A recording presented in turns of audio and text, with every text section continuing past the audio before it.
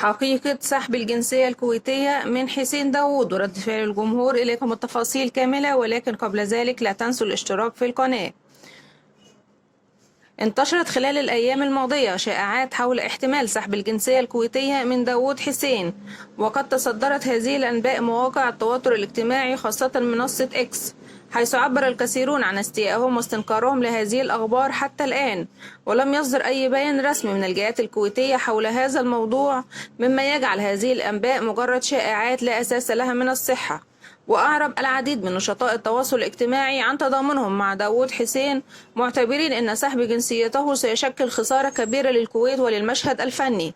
وتفاعل الجمهور بشكل واسع مع هذه الأخبار، وعبروا عن رفضهم الشديد لفكرة سحب الجنسية من فنان قدم الكثير للبلاد، كما اعتبروه محب داوود حسين أن هذه الخطوة إن حدثت ستكون غير مبررة وغير منصفة تجاه فنان قدم خدمات فنية جليلة وأعمالا تعكس حبه وولاءه للكويت.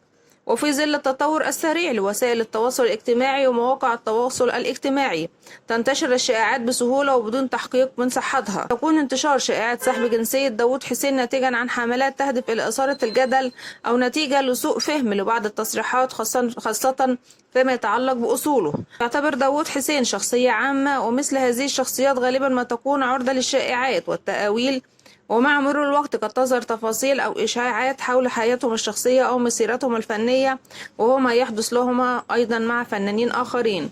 وإلى هنا نكون وصلنا إلى نهاية خبرنا. دمتم في رعاية الله وأمنه، والسلام عليكم ورحمة الله وبركاته.